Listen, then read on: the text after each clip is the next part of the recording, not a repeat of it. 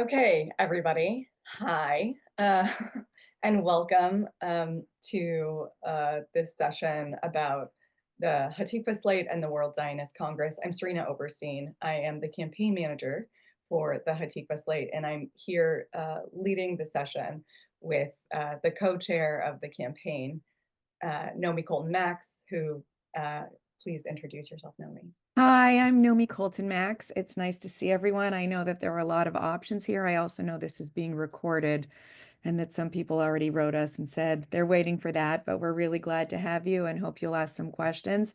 In addition to being one of the co-chairs of this campaign, I am also the new co-chair of the 10-day-old New Jewish Narrative, which is the newly formed organization of Amenu, of which I was the past executive vice president, and Americans for Peace Now, and it built on the legacies of our two organizations. And I live in South Orange, New Jersey. Amazing. I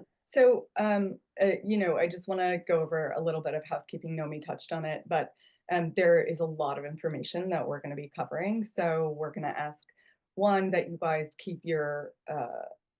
stay on mute till throughout the session, and also if you have questions, to put them in the chat, because I am managing the slideshow and not incredibly tech savvy. I won't see them until Nomi and I have gone through the slideshow. So there will be an opportunity to ask questions and have a robust conversation at the end, but not during.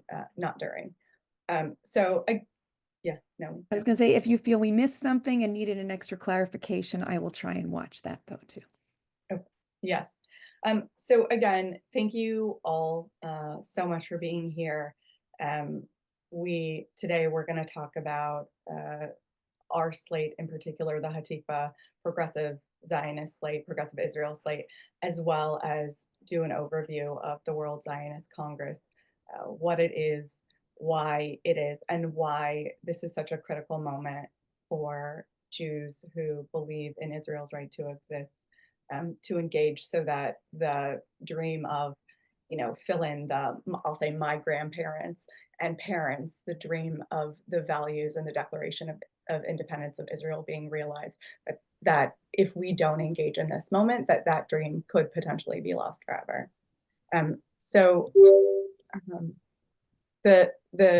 We want to talk about what's at stake in this moment, and I could go through a lot of things and give you this big background, which we'll do next. But the first thing we want to do is we want to share with you a video made by one of the other slates, the Religious Right, who have not been involved historically, and only in 2020 did they start a slate, and have now raised millions upon millions of dollars to engage the religious right and plan to disenfranchise diverse voices that are not uniform to theirs. Oops, sorry. As I said, I'm not that tech savvy. So this is a video, and it'll give you an idea of just what's at stake and exactly what we're up against. Do you care about Eretz Yisrael? Of course you do. You have visited here dozens of times. You daven for Eretz Yisrael every day. You may have learned in yeshiva here. You may have children learning yeshiva here right now. You may even live here. Perhaps you give tzedakah here in Eretz Yisrael. You may even own an apartment here. If you really care, then we need your help. Did you know that there's a small group of Jews living outside of Israel? And I'm not talking about Torah Jews like you and me, that have tremendous control over many critical issues here in Eretz Yisrael that impact Klal Yisrael every single day. This is something that most from Jews don't know about, but really need to hear. This small group has a major influence on what happens at the Kaisel. Who can convert to Yiddishkeit, public transportation on Shabbos, kashrut standards in Eretz Yisrael, yeshiva bachim serving in the army, and even kosher cell phones, and much, much more. You are invested and involved in Eretz Yisrael, but you are powerless in the biggest decisions that affect you, all because of a small group of Jews in America that has too much power. Will you just stand by and let that happen? Are you ready to change that? Before the State of Israel was established, the WZO was created in order to focus on the creation of a Jewish state. When the State of Israel came into being in 1948, the WZO transitioned into an extremely powerful entity that represents world Jewry's position on key issues. The WZO consists of major Israeli organizations and agencies like the Kakao, the Jewish National Fund, which buys and develops the land of Israel, and the Jewish Agency, which oversees Aliyah activities. Today, the JNF is not just about planting trees in Israel. The Jewish Agency is no longer just about bringing Jews and encouraging them to make Aliyah. Today, these major Israeli organizations have been pushing a hidden agenda that gets imposed on Israeli society every single day. And all of their activities, strategies, and budgets are all controlled by the World Zionist Congress. It's time to stop letting major decisions about Eretz Yisrael be determined by people who oppose Torah values, people who don't appreciate or honor the Kedusha of our land. Every 5 years, the World Zionist Congress holds an open election to choose around 500 people to represent world Jewry, which infects every aspect of Israeli society. Over the past 30 years, the WZO has been taken over by left-wing groups who have ignored the cries of the Torah world to stop the harmful policies against our values, communities, and Mekayim HaKadosh. Finally, in 2020, under the guidance of our Gedolim, a small group championing Torah values and the Kiddush of Eretz Yisrael mobilized major American frum communities and garnered enough votes to secure a significant role towards accurately representing diaspora Jewry in the World Zionist Congress. Now we are not silenced anymore, but we still have a long way to go. The World Zionist Congress continues to control powerful entities and to influence major decisions in Israel. And they claim to represent the Jews of America, including you. Do you want to continue to let them be your voice, or do you want your representatives to reflect your Torah values, priorities, and interests? It's up to you. Apologies, everybody. So as you can see, there are many slates that this is the most powerful slate that represents these values, but in fact there are 6 slates that are running on this same idea, which is that they represent the majority of the diaspora Jewry, and that these are people who, in fact, are the folks who should have the voice. And so what Hatikva, and we'll go into this a little bit more, represents is that Zionism and Judaism is a pluralistic place where we get to have mechilchata l'shem shamayim, sacred arguments, and create a big space and a big tent. And now I'm going to turn it over to Nomi, who's going to talk. Oh, oops. Sorry, I jumped ahead. So what is the World Zionist Congress? You just heard them talk a little bit about it. It was started in 1897 by Theodor Herzl. And since that time, and since the establishment of Israel, they continue to bring together Jews from around the diaspora. So we're part of the American Zionist movement, but in fact, there are elections in the UK, in Australia, in South America, all over the world, who will come together to talk about what are the priorities of the diaspora community and how we can impact and help realize, again, the values that were laid out initially in Israel's Declaration of Independence. It's slated to meet again in 2025. So we're in the process of getting ready for an election. What that means is right now we're building our slate. I would say it's about 85% complete. And what it will be is representative of the values that we expound. You, all of you, have an opportunity to elect delegates, including leaders from the Reconstructionist movement. So it's a really broad coalition. It includes, as Nomi mentioned, New Jewish Narrative, which is a merger of Americans for Peace Now and Amenu. It's also co-led by by Partners for Progressive Israel. I just want to also acknowledge that our other co-chair of the campaign, Karen Shapiro, is here, and she has been an incredible leader fighting for progressive Jewish values for, I don't know, 40 plus years, and has a legacy of doing it. And a member of Reconstructing Judaism. Exactly, and is a member of the Reconstructionist movement. And so what this coalition has been doing is working for 30 plus years, many of these organizations with ties to progressive Zionism, progressive Judaism, civil rights, civil liberties for all people here, rooted in their own Judaism, but also sometimes in Israel. And so what will happen when the World Zionist Congress meets is that there will be an opportunity to direct billions of dollars from international money that will have a direct impact not only on Israeli policies, but also the American Jewish community and the diaspora community as a whole.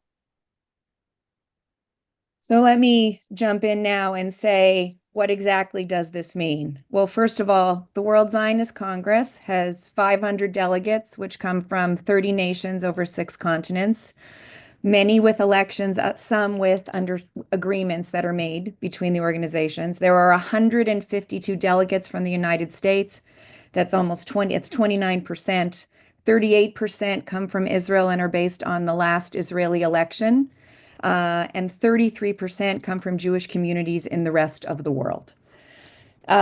So if you look here, as we talked about, there's over $5 billion that's at stake, and how we direct over $1 billion a year through the WZO and the other national institutions, which include the Jewish Agency, called JNF, as you saw in that video, and also what is called in the other parts of the world, the United Israel Appeal, and part of our work in the United Jewish Appeal. How exactly does this work? Well, as you can see here from this slide, and this will be the heaviest kind of slide of the day, I promise you, you can see what the budget is of $40 million, and there's departments that run these. Some of these departments here are education, the settlement department, diaspora activities, Aliyah promotion, religious affairs.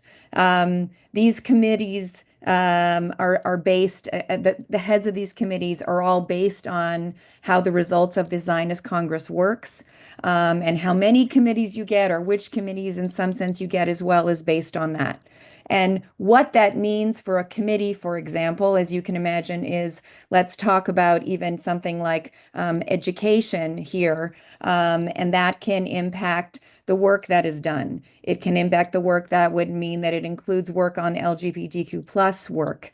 It would mean that part of the programming that we have put forward is based on the ideals of the Declaration of Independence, and not on what you've just heard from Eretz HaKodesh and their Vizio, and what it means to be real Jews. And it has nothing to do, by the way, with kosher cell phones, in case you're wondering. We can also look here at the Jewish Agency, which has a huge budget here, and leverages more from its partners around the world. And how that is relevant to us includes things like shlichim to summer camps and communities and college campuses and youth movements. So if someone said to me the other day, what does it mean and how does this impact New York City? And I turned to the central shaliach, the emissary that is in charge of all the other shlichim at the Jewish community, JCCs and such in the city, and I said, this is a gay woman with a wife who's raising her children. If Eretz HaKodesh is running some of this, this person will not be a shlicha.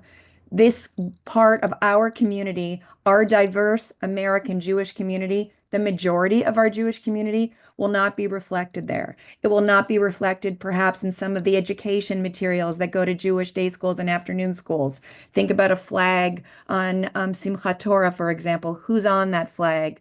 What do you see as your typical family in a picture? All of those materials will change in a way, and we've seen that and we've talked about that now. And of course, there's Kakal, which is the largest landowner in Israel. And it is definitely about settlements and where we settle right now, both outside and within the Green Line. It also has to do with us pushing forward our beliefs on environmentalism here. There's a program in the Arava Institute, for example, which works with Israelis, Palestinians, and Jordanians on water issues. These things will also get changed. At the World Zionist Congress itself, what happens is that we have resolutions that come out of committees that are implemented throughout its structure. And some of those direct programming involvement have to do even with how gender and diversity issues are reflected in who makes up a slate to go to the Congress. We have been working for the last few Congresses that say that 40% of the slate need to be women. They have continued to fight this at the Zionist Congress, at the other bodies that meet in the off years, and even at the American Zionist Movement, that 25% of the slate need to be between 18 and 35, which we feel is important to represent the diversity and make sure that everyone is there. And we believe, of course, in the Hatikva slate that our Congress delegates must also reflect the diversity of our community in terms of color, non-Ashkenazi normative, and sexual identity. Again, if we don't push for these things, they're not going to happen here. So what else happens in terms of Jaffe, for example? Well, that helps plan Israel educational trips and where people go. It continues to fund the youth movements.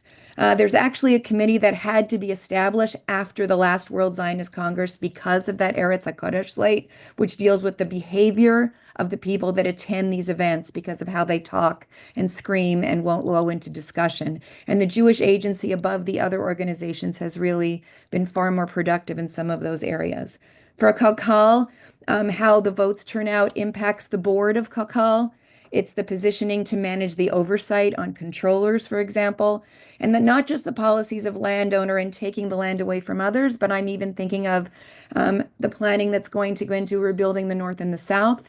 What happens perhaps to recognizing some of the Bedouin villages as the Messianic Jews are trying to go in between these villages. So these are impacting us each and every day in Israel and impacting our values being reflected in the Israel that we believe in. Between the Congress itself, there are many committees and such that exist. There's the Vad HaPoel, which is the General Council, among other things, which also does committees which have resolutions that impact how we go about our business. But we also have found ways to amend the Constitution. And we are looking forward, have been trying over the last year to kind of ingrain some things that will defend the rights of the diverse and popular communities, because as we said, this is the community that's reflected more around the world. The expanded executive of the WZO, in which I sit on, is supposed to be something that works on transparency of both budgeting and the programming.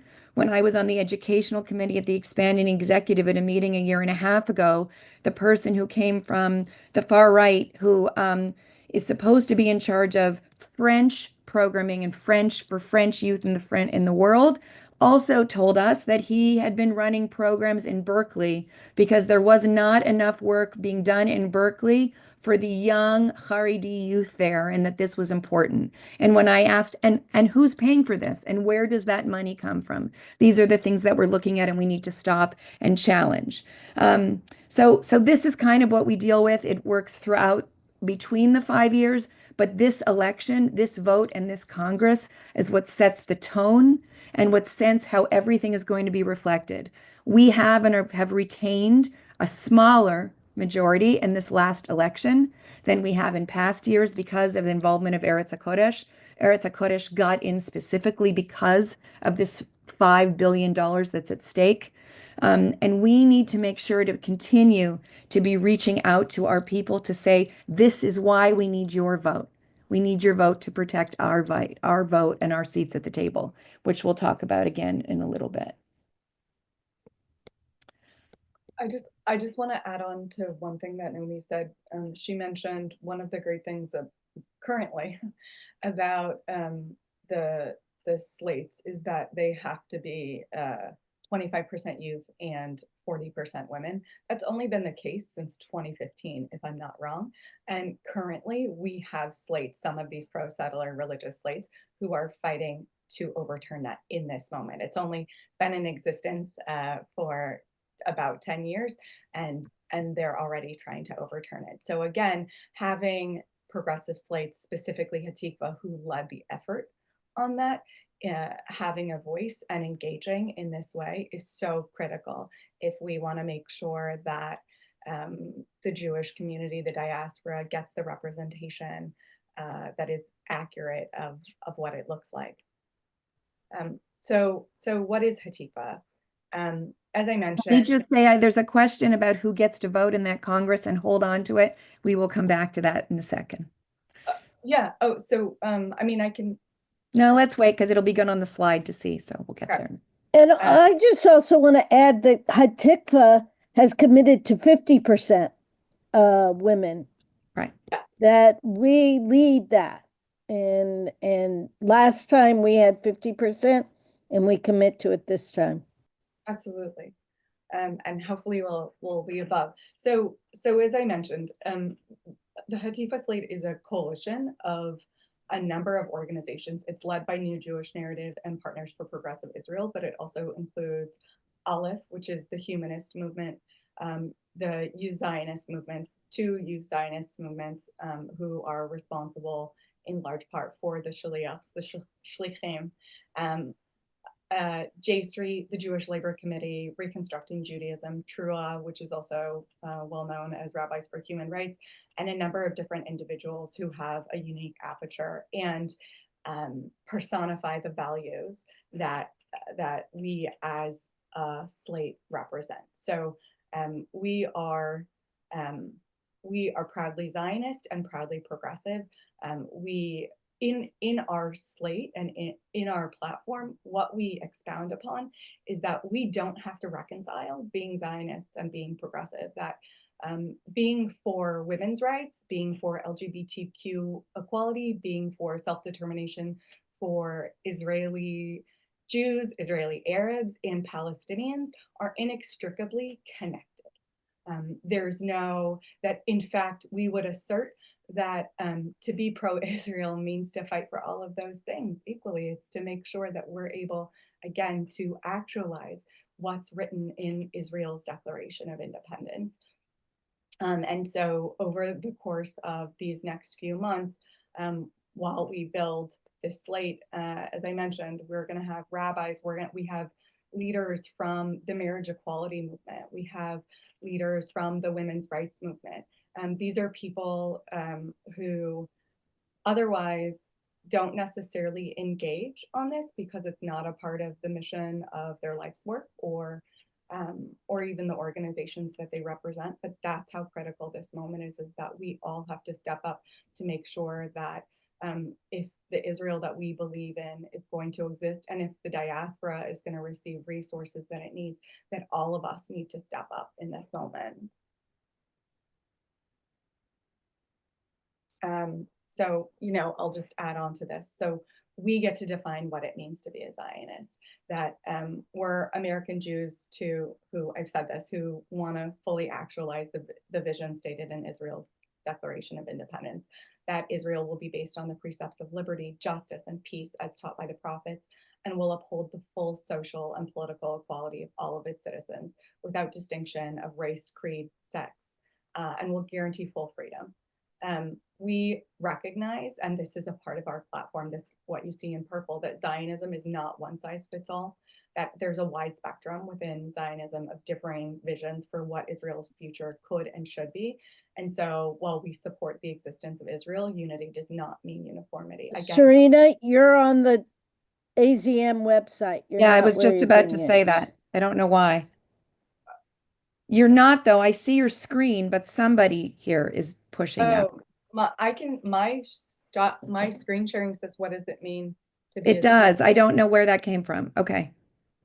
Thank No. you. Okay. Yeah, it did. But Okay. just going back to one of the tenets of and the agreements, the shared agreements today, I know that Machlochet L'Shem Shamayim, sacred arguments for the sake of the community, is one of them. And I think that it's also a part of the Hatikva platform, that in this moment, we have to work harder than ever before to create space for each other, that there is a real opportunity to figure out how to be comfortable being uncomfortable with one another. And so this is, Hatifa it's broader than it's ever been. We have people who are center, and we have people all the way to the left who know that they care about Israel's right to exist. And also may feel uncomfortable calling themselves Zionists in this moment. They're wrestling with themselves as well as being willing to wrestle with the community. And there are lots and lots of people who are looking for a home of where they can engage in these conversations, and Hatikva is that home. Let me also say that you've seen two pictures now. There was a picture earlier, and in both these pictures, we're wearing these Democracy, Saving Israel Democracy shirts. Both of these pictures are actually from the Zionist Congress last time, which was held because of COVID. There was an extraordinary Congress held in person in April 2023. And one of the things that we felt very strongly about was that if you know Jerusalem, this was held in the Binyanei Ha'umah, which is a walking 6-minute walk to the Supreme Court. And so we felt strongly that we wanted to have a general walkout to the Supreme Court in support of democracy. People are like, well, it's not the place. We shouldn't be doing this. And what actually happened, it was one of the first times that I really believe, and it has continued since then, that there was this strengthening of the world community and the Israeli community working together on issues. And we worked with our Israeli partners who helped us publicize this, where people came out and we had this huge walk, got lots of press there. And it was a statement. And there were people, a huge block of people were not in attendance at this event. What then happened was the minute the Zionist Congress ended was the General Assembly. And many of these Israelis wanted us to come and say, Bibi should not be speaking here because of what's going on and trying to limit democracy. This was pre-October 7th. And we said, look, this has not really been our area. But they said, we need you. We need your voices. We're listening to your voices. And we were very much a part of that too, and changed that General Assembly. And he canceled at the last minute. And it was really one of these turning points as well for all of us to be working together. We also noticed since October 7th, there's been some shifting in how people believe and think. And we believe that this is also this opportunity for us in Hatikva, for people to find their home here, that people who haven't heard about us before can now hear about us even more. So why vote Hatikva? So as Serena said, there are actually 23 slates running this time. You may have seen some articles that have appeared that even them Christianic, Christian Jews for Jesus, and part of the Messianic movement has been trying to encourage people and trying to vote here as well, because they understand how much is at stake here. And so we also know how much is at stake here and how we have to continue to not just keep our majority, but on the policies of what we believe in. We'll show you later the website, but you can write it down now. It's our platform, and our website is hatikva.net. Please check out the platform, but here you can see where we support religious and cultural pluralism in Israeli society and Jewish communities around the world, as we talked about what our Zionism includes, and the demands that all people be treated with dignity as we fight against racism in Israeli society and within the Jewish community. Discrimination is not based on the color of one's skin or country of national origin, and has no home here. And we continue to fight gender-based inequities everywhere here as well. So we're in this. We've been in this a long time, but we're always looking, and we know that we need more and more people here because there are 23 slates, because we know the amount of money that Eretz HaKodesh has put into this, into limiting us, claiming that we are a small number of American Jews. We need to show them that we aren't. By the way, the slate, it is hatikvaslate.net. Sorry. Thank you, I Karen. just dropped it in. I just dropped it in the chat. Thank you. For Okay. everybody. Sorry. Thank Yeah, you. and I'll just going back to Nomi's point, which I just forgot what I was gonna talk about. I'll move on. Sorry about that. We'll get there.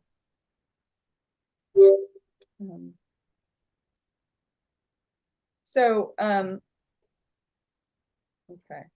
I'm in. What's next? How can I vote? Oh, so let's as Nomi mentioned, this is the slate. This is the website. I dropped it in the chat. This also will take you to our platform, which talks about all of the things that we've been talking about. What we need you to do is tell 5 friends that if they care about the future of Israel, to also pledge to vote for Hatikva. I know what I was going to say. So the way that the election is determined and the number of seats are determined is actually by an algorithm. So even though we represent and we would assert that where Hatikva sits is where the majority of American Jews sit, it really depends on how many people turn out to vote. So in addition to us getting a number, we doubled in 2020, we doubled the number of votes that came in. But because we had all of these additional slates getting in, like Eretz HaKodesh, like the pro-settlement slates, it actually shrunk the number, or we increased our number of seats, but we didn't double our number of seats. So that's why we are creating this broader coalition, and we need even more people to turn out. In the 2020 election, 8,000 people voted for Hatikva.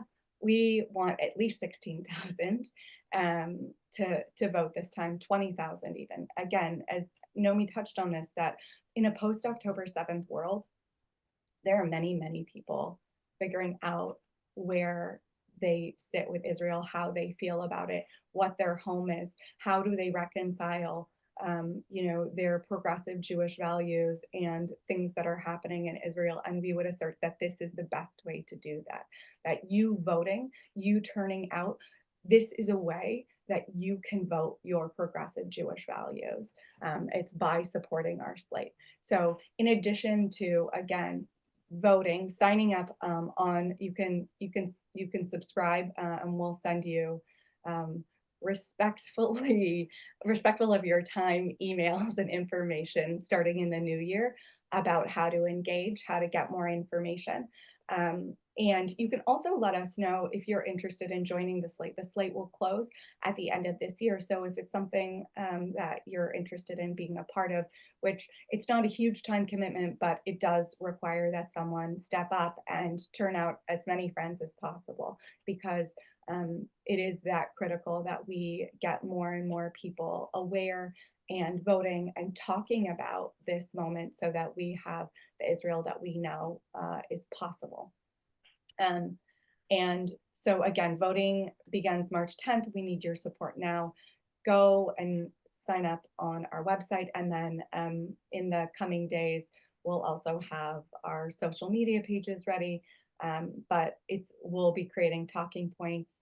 And even if you don't want to join the slate, but want to stay engaged, will be informative. We're going to be putting together information sessions. We're going to be even working with some of the other slates that we know are adjacent in some of the work we're doing to get out to inform people and educate people on this very, very important moment for our Jewish future. Can I add one thing? If you pledge now, when it comes to the voting, we'll also be engaged with you in how to vote and what to do at that time. So you don't have to remember any of this. That's correct. Yeah. Right. I mean, I'm gonna get to that too. Thank you, Karen. Yeah, feel free to take copious notes today. But again, this is recorded, and if you subscribe and sign up to be a part of the Hatikva slate, we will continue to not only send you short, succinct, concise emails, but also talking points and tools for engaging people.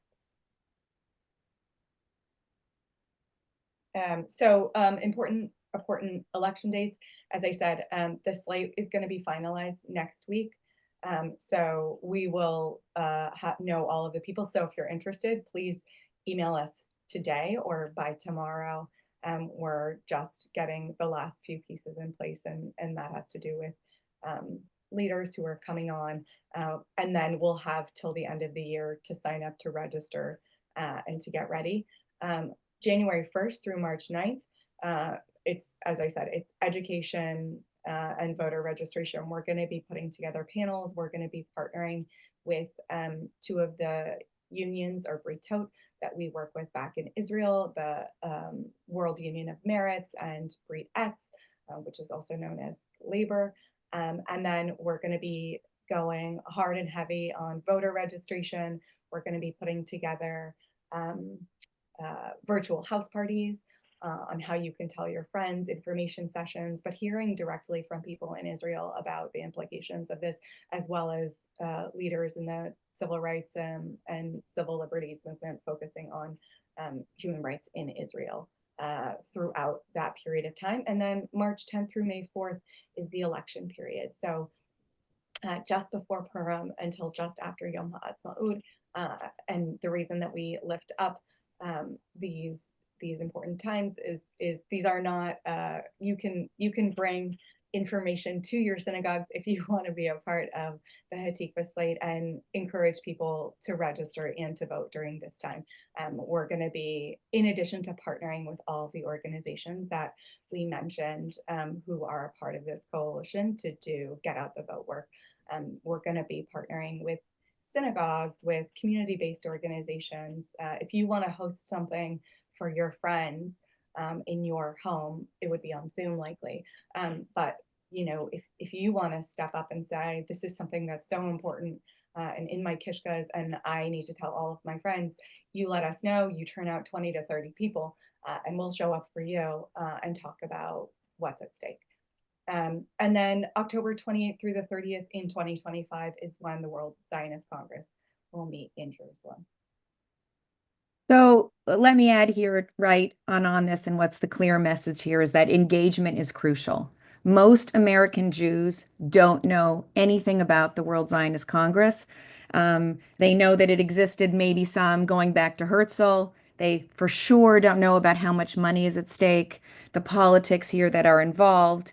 And I believe that this point in time, because of not just this post-October 7th world, because of this administration with Bibi and these messianic right-wing Jews, because of the turning point that we are at in this annexation and stopping this, the Palestinian issues for both Israeli Palestinians and those in the West Bank and Gaza, for how Bedouin and Druze are treated, on discussions on the future of Israel and rebuilding the Sorth and the Naut, about coming back to actualizing what Israel should be, which is based on the Declaration of Independence.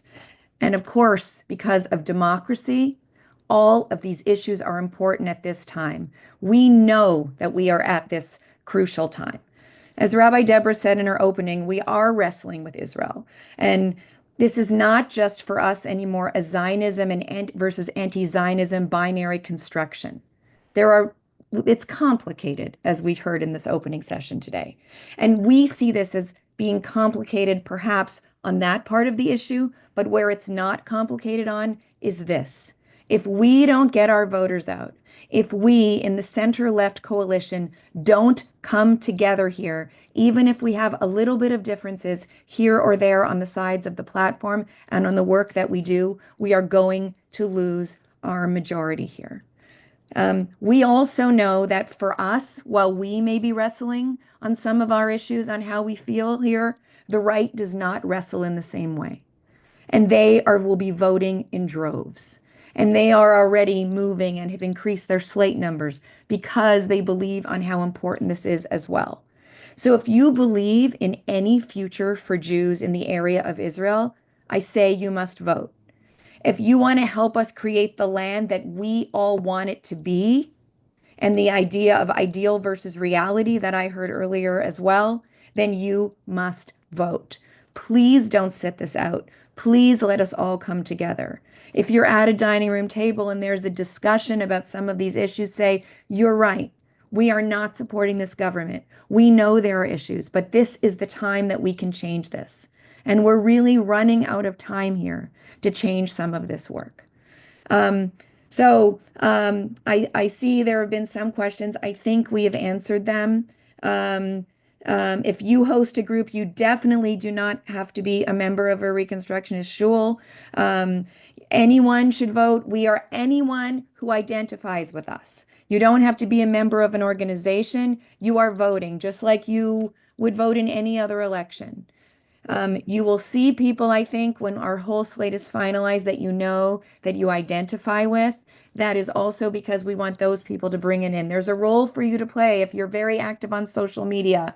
On our website, we will have something there as well. We'll have videos to share. We'll have things that you can say. We need to get this message out. Anyone over 18 who's 18 by June 30th can vote. That's a lot of high school students that will be able to vote Who identifies as a Jew? who identifies as a Jew. And So- we've been very careful in that wording there as well. I will say that there have been meetings where people have said we need to use the who is I Jew as an identifier has been built in the state of Israel. And again, because we have a majority at the group at the American Zionist movement that is planning this election, we still get to say no to when those issues come up there as well. So yeah, a couple of things. So I see some of the so in addition to identifying as a Jew, you also need to be a resident of the United States, and you can't have voted in the 2022 Israeli election and cannot vote in the 2028 election, right? You have to be, because otherwise it's considered double dipping. So the other thing I saw, someone asked, are there any other slates similar? We are the only slate that represents religious pluralism. We are the only slate that publicly condemns annexation and settlements and recognizes the occupation. So and again, because we represent religious pluralism, we're working with a number of different Jewish movements. We have people on the slate who are reform, conservative, post-denominational, reconstructionist, renewal, humanist. So we have people on the slate, as Nomi talked about. It's really, really important to us that it's not just an Ashkenazi normative slate, but there are people that we're not, being a voice for people, but that we're amplifying voices. And that means that people get to represent their own voices. It means we're making sure that we have Jews of color on the slate. It means that we have leaders from the LGBTQ plus community, that we have members from the Sephardic and Mizrahi communities. And that is really, really critical and differentiates us from other slates. It's not to say that they don't, that other slates don't have those things, but as I said, there are some things that make us really, really unique, and so that's why we think you should engage with us. We are the broadest coalition, and as I said, we have people on our slate who are very far left. We have people who are in the center who their top value is creating a broad tent for people to engage to help Israel realize the Declaration of Independence. And then someone also asked, what do you need to do to register? So you cannot register yet. So the best thing that you can do is to go on Hatikva's website and sign up and get updates from us. And as soon as you're able to register to vote, then we'll send it to you. It's fairly simple. It's going on the American Zionist Movement's website, and then it's a 5 to 7 minute process. To vote, however, there are two things that you do have to do. One of them, which goes back again to 1897 in the time of Herzl, is pay a Zionist shekel, as they said, or a shekel, not a Zionist shekel, as a shekel, and which is basically a $5 fee. That is not a tax, but pays for us to run this election. This election is run by an outside voting organization, and so we need to make sure that that works well. And as well, you do need to sign the Jerusalem program. The Jerusalem program is something that I'm not going to lie. Some of us, we'll send it to you in the chat. We can find a little bit difficult on some of our values. But what we say here is that this is what you are going to do for those who have a little bit of problem here. You need to pay to do this to make sure that we win here. And if you don't like what it does, what you do like is the end result here. And we understand that for some this is challenging. And what we hope to do is maybe we can help redefine what needs to be said. The Jerusalem program has been updated several times, but not in a long time. And maybe it is time to be updating that as well. I also saw, Susan, you asked about the platform, and it says, do we have a position on Gaza? And it's outlined there, which is that we call for an immediate negotiated end to the war in Gaza. And it's one of the things that we've been critical in, and Nomi, you can talk more about this, but making sure that in the past, when there have been policies on building and settlements, that that the Hatifa slate in particular has been instrumental in making sure that we are able to allay building settlements, and that, and again, this is a slate that we support rebuilding the kibbutzim, but we don't want Gaza to be settled by religious Zionists. We want Gaza to belong to the Palestinians, and that's a really important distinction between us and some of the other slates.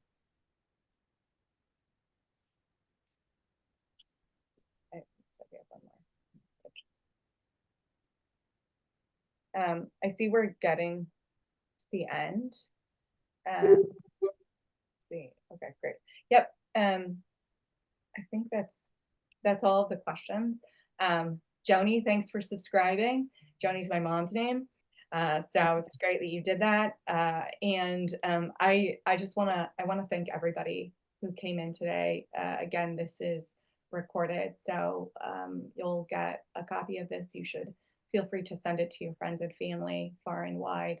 I'm gonna put my email in here, so you can reach out to me directly if you're interested in joining the slate, if you want to have a one-on-one conversation with me, if you need more clarification. But you know, we really appreciate everybody coming in and asking these questions, and we want to continue this robust conversation. It is, Nomi and I cannot stress enough just how critical this moment is, and we need each and every one of you to be a part of it. So tell your friends, tell your family, tell your congregations. And Elliot, I see your question there about ARTSA. So ARTSA is running an independent slate. Last time Reconstructing Judaism was working with the ARTSA slate. In the past, Reconstructing Judaism had been with us. We're glad to welcome everybody home here. But I will also say that we work very closely with ARTSA and with Merkaz at the AZM, and of course in Israel as well.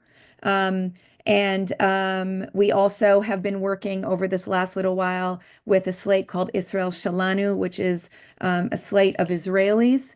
That was a progressive slate, and they are also part of our, what we call an alliance here that we work with. What we say and what we're encouraging, and we're hoping in other synagogues. I confess, I'm a past president of a conservative synagogue. And in the last election and in this election, I live in South Orange. It's a pretty progressive town. And so what my synagogue does is say, look, we want everybody in this shul to vote. These are the two slates that we are recommending. If your most important issue is religious pluralism, and some people would say they've talked about and the Kotel and those things, then Merkaz is probably the slate for you. If you align more politically with our values, because again, Merkaz can't take that same positioning on annexation, right, on a green line, on things like that, then vote with us. And so we also have the rabbinic cabinet of J Street, and many of them are also working with us in other synagogues as well. Rabbi Elliot Tepperman, of course, leads that cabinet at the moment, but there are other rabbis and other synagogues who are also involved, and we do that as well. Yes, right, because one of the things in conversations, the green line is kind of the line that separates the 67 borders. And right, it is true that there are Reform and conservative synagogues over that line. Now, what leadership does and what the group does are always two different things as well. And so we just want everyone to vote. We all need to increase our vote here. Thank you all so much for being here, and enjoy the rest of your conference. Thank you so much, everyone. Vote Hatikva and register now with us.